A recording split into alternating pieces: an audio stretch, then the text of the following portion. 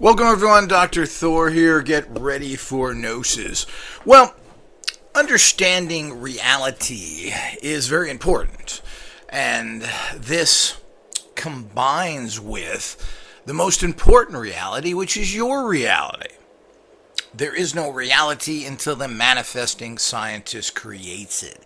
Now, I've said that for years, and one of the more common scientists are now out there. I guess he's been out there several years, a Donald Hoffman, which I highly recommend his many interviews on YouTube, to give everyone a greater understanding of how little we understand and how subjective the world is to a certain degree.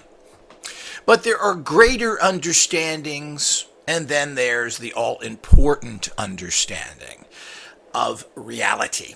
And I'm going to define this now, and of course this is what manifesting occult sciences have always taught for thousands of years. And as usual, scientists are just catching up. I frankly doubt that Hoffman understands any of the already laid out and understood hermetic and ancient alchemical understandings of life. He is a very alternative person. I'm impressed with him in general. He does look at things from this complete understanding that we know nothing, and extrapolates on this to a large degree, which I also find a big error that people do. The Indian yogi mystics do the same thing, which in the end, nothing means anything. We are all nothing. The universe is there. We are meaningless. Well, I don't buy that.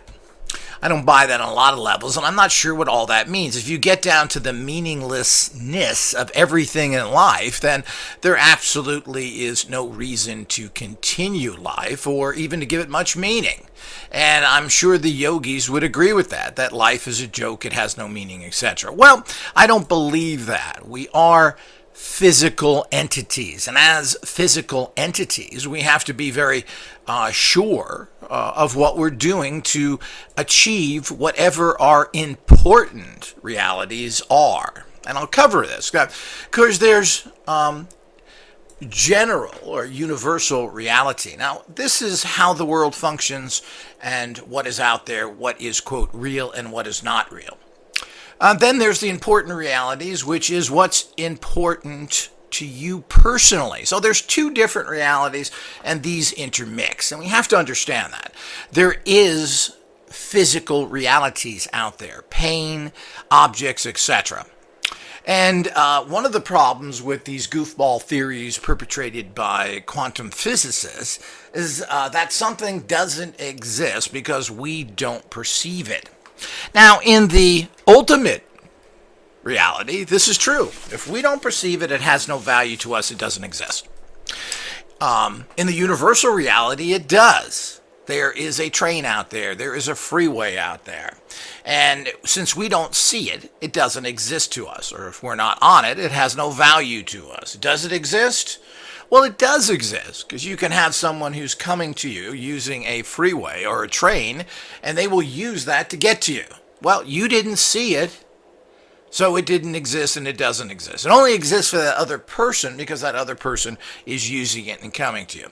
Well, this is around the circle, but it doesn't exist because you didn't see it. Well, the point is, this is a giant fault in this entire understanding of the reality of nature. He also states that nothing has any value unless it's practically acted upon, which I find very interesting when he looks at different functionings. The functionings that survive and that are building stronger are those that relate to a practical survival mode and not thinking about what works or not, which is interesting because it's almost a contradiction of what his theory is, meaning nothing is real, all of this is a perception, etc. Now, this is true to a certain reality, but I think everybody's missing the point here. The bottom line for a manifesting scientist is creating your own reality, taking the general universal reality and molding that into the important reality, which is your own. This is what consciousness machines do. This is the next level. This is being a techno-mage, a techno-shaman. This is really where everything is going to and where everything has really been. We're now translating this into the modern times, into the 21st century that we live in and beyond, by actually how do we do this? Now, the old way would be using plants and drugs and meditations and so many other things, which are still part of the process, but a smaller part.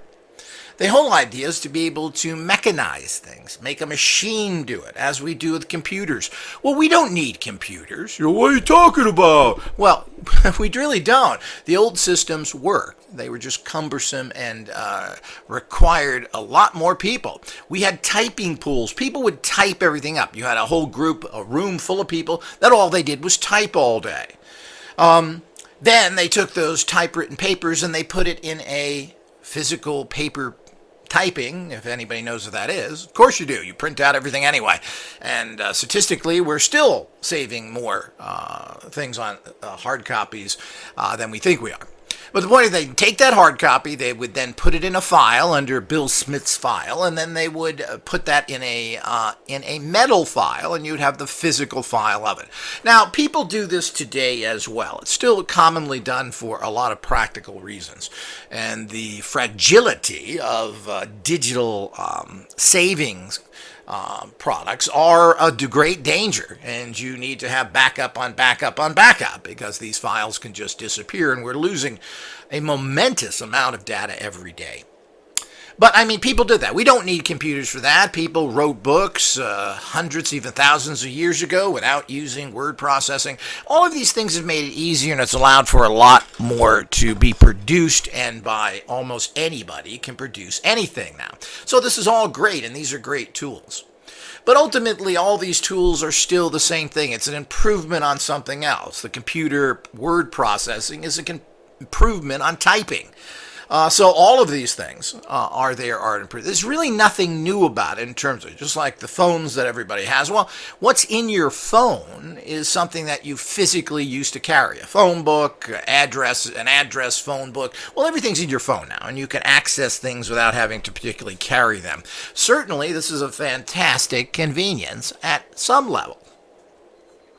I used to carry it with me when I traveled, particularly going from my area of Southern California into Los Angeles or other places. I used to carry a Yellow Pages phone book so I could locate restaurants that I wanted to eat in that particular town.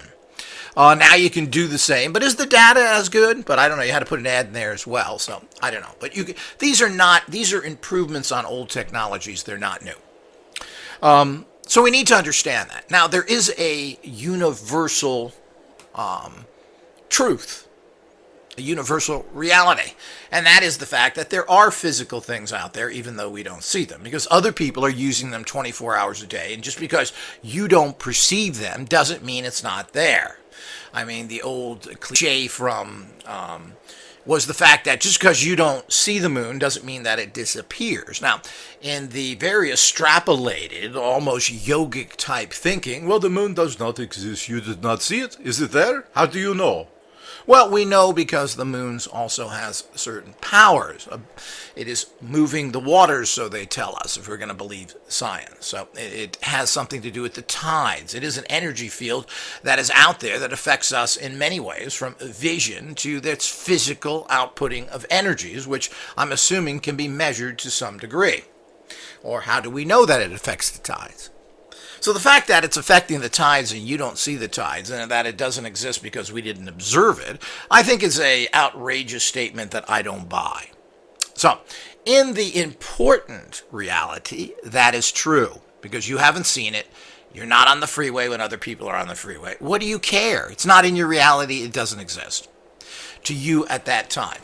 It does exist because if you want to use that freeway to go somewhere, well, you're going to get on it. And then they say, well, it exists now because you're on it. Well, when you get to this kind of extrapolation, things get very confusing and becomes a nothingness path. This is the one reason why I dropped, which I was into fairly seriously, Indian philosophy, practices, etc. And I do have problems with any country that is so backwards and so poverty-ridden and so stuck in old traditions that apparently, no matter what wisdom comes out of there, if you can call it wisdom, ever does anything for the group of people. And again, does that matter? Well, again, that's a universal reality that India is a poop hole. The other reality of that is that the important reality, if you're into Indian yoga or philosophy and you benefit from it, well, it is important and it works for you. And I think we have to look at these two things. What are the universal realities and what are the important realities and how they work? And ultimately, the only thing that really matters to a certain degree, if you can't get on the freeway and go where you want to go or to work or something else, you're going to find out how important that reality is. So that becomes an important reality because it's something you use. And if you get into the fact that nothing means anything to you because you personally don't experience it, well, I think it's kind of ignorant. The plastic that is in everything that makes our computers, our clothing, our chairs, well, that had to come from a reality of oil that somebody else had the reality of, pumped out of the ground, went through hundreds of processes until you physically get a product. So to say that that doesn't exist is nonsense. And to say, well, it exists because you're sitting in that chair now. Well, I think that's mental masturbation. It's maybe enjoyable, but in the long run, it's kind of depressing. So, and kind of worthless. So it ain't real sex, period. So, and we have to understand it's not real thinking when you do that. And it serves no purpose. So, everything in life needs to have some sort of purpose and has to fit into the ultimate reality. The ultimate reality has to do with what? Manifesting. Gets back to manifesting as it always is. So, the important realities is about what you make happen in your life. So, if the rest of the world, and it is not a universal reality, just because a lot of people believe in it. And this is where it becomes a problem if it isn't a non-physical thing. Now, most of the world believes in comic book gods. Does that make them real? Well, this is where things start to get into these confusing areas. No, those are not universal realities. Those are ultimate realities because they're individually based. And if that makes you function better, that you believe in a comic book god, somebody who rose from the dead, all the other nonsense that goes with that, a road to heaven on a horse with a human head on it, all the little goofball stories that people die for and will kill for. That's how bizarre it is. So in the individual reality, this is extremely important to you personally. To everybody else, it isn't. If you have a different religion, you don't consider that religion good at all, or you actually consider that religion negative or even evil. But this is not a universal concept because it is not something that everybody looks at and says, boom, yes, that's a freeway. I don't care where you come from. Everybody knows what a freeway is, what a road is, where cars drive on. It is irrefutable. You can be a Jew, you can be a Muslim, you can be a Christian, a Buddhist. Everybody will say, that's a road. Cars go on it. Okay, that's right. Yeah. And there's no way to say not, because that is the universal reality then. Now, if you're thinking differently, you're either mentally ill or ignorant. But if you want to say that God created this freeway, you still don't get away from the fact that it is a freeway. The fact that God did is your personal reality. The ultimate reality that you live in. And of course, that's all that matters to a certain degree, but you need the universal reality to exist in it. When you go to the store, there's a universal reality that the supermarket, the grocery store, has groceries. That's why you go there. And if everybody else didn't believe in that as well, it would be empty, or maybe there wouldn't be a store there at all. So let's not get into this ridiculous, nothing is real, nothing has it, and ultimate perceptions are down to you individually and the world only. Well, yes, your ultimate reality, your important reality, is what you perceive and then decide to construct from it. You can't live in the metaphysical reality of manifestation in someone else's reality, because that is not a concrete thing. That's not a supermarket. That's not a freeway. So I hope everybody gets this, because I went through this already, and I'm assuming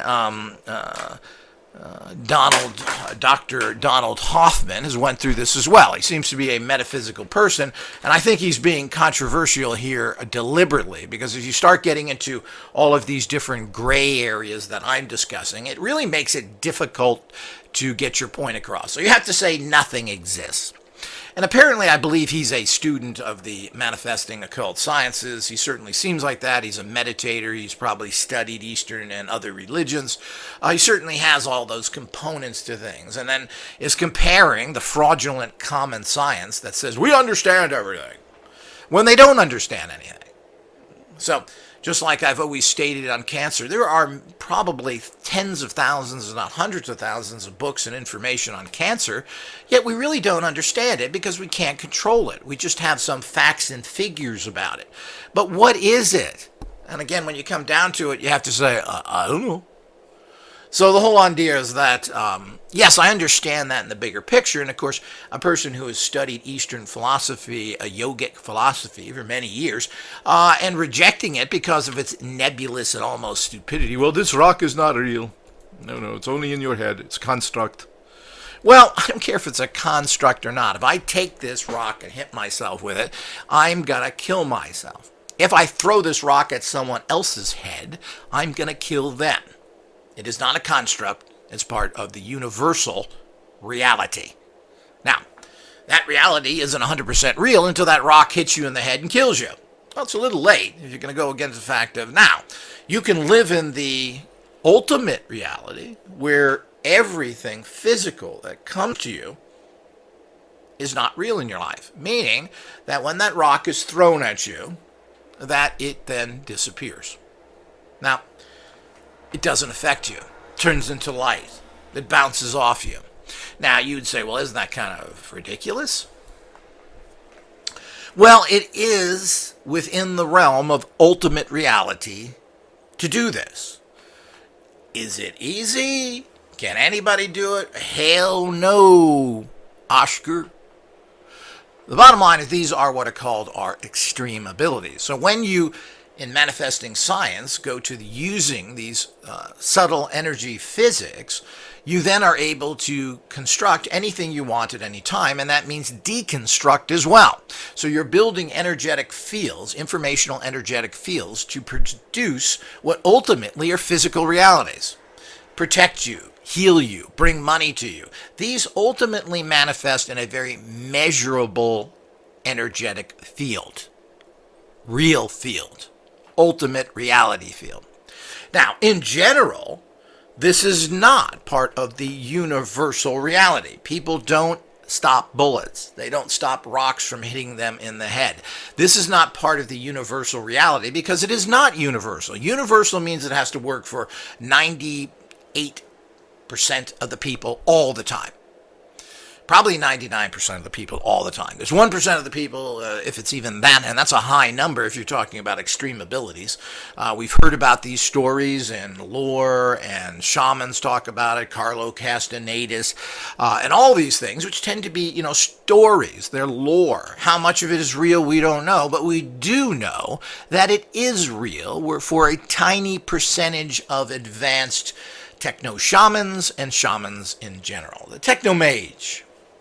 So, you can do this by tapping into these energies and creating your own reality. Very important to understand. But you have to understand there's two realities. And what Dr. Hoffman here is not willing to admit is that there is two realities. This is a poor way to understand the reality of life, and to think that nothing is real unless you observe it, I think is to the height of childishness. This gets back to the yogis and the nothing is real, man. Who just give me money and your girlfriend's kind of cute. So, and this is, of course, what they fall into. And most yogis are very caught into the typical physical problems of this reality. They want money and they want sex. So it's far from the fact that it doesn't exist. It certainly exists, and they're certainly involved with it. But you have to break things down to this universal reality, the reality that there is a moon, that there are freeways, that there are physical items out there, and the all-important reality, which is what you create in your life. your food is going to be different than someone else's. Maybe you're even going to energetically or subtle energy empower foods by sending energies from it. You're going to send colors, tachyons, magnetism, etc. So your food is a little different, but that doesn't change the fact that your food is your food, plain and simple. So, food is still food. An apple is still an apple to everybody. Whether yours is slightly different and is the ultimate reality to you, well, of course it is. Everything's the ultimate reality. If you buy an apple in the store, it is now your apple and it comes into your reality, which somewhat changes it. There still is the universal reality of that it is an apple. It tastes similar. So, to you, it's going to taste a little different. Well, that's right, because it's in your ultimate reality. Your ultimate reality is then something that you're going to shape. That's what manifesting science is all about. And per this new way of looking at things, and I'm not sure it's that new, but once you understand that these realities can be shaped in your own reality, then you are able to do anything in life that you desire to. And this is what manifesting science is all about. It's just as simple as that. You create your own reality. And this is proven through even common scientists who again like to make everything goofy and stir in all sorts of extra stuff to complicate the issue, which gets you nowhere. You go around in a circle. And that's one problem with Dr. Hoffman here, is that he goes around. Because ultimately it becomes your important reality and nothing more, meaning that he gets down to the point that, well, there's only your reality and your reality is the only one that counts. Well, in the end, this is true to a degree, but we are dependent upon universal realities. If you're getting a consciousness machine, somebody else had to make that for you unless you make your own. Even if you make your own, you had to buy the component somewhere else. So that's a universal reality. So if you buy a box that you put your consciousness machine in and dials and wires, well, the universal reality of that is that there is such a thing called a box. We all agree upon it. So, if you want to extrapolate on that and say, well, that's still a universal reality to the people that are involved with it, and it's only real because you now touched it, well, this gets to be an absurdity. I'm not even sure why that would be important to point out or even to spend any mental energy on. The whole idea is to spend your mental energy on the ultimate reality, your personal reality, and shape and build that into what you need as the individual. Because individual needs and everything else are slightly different. What you desire is going to be different than someone else. What you ultimately is important in your life is very individual, and it doesn't have anything to do with universal. But again, your life is made up of physical universal products. Your computer, the microphone I'm talking on, the house you're standing on, the coffee cup you're drinking from.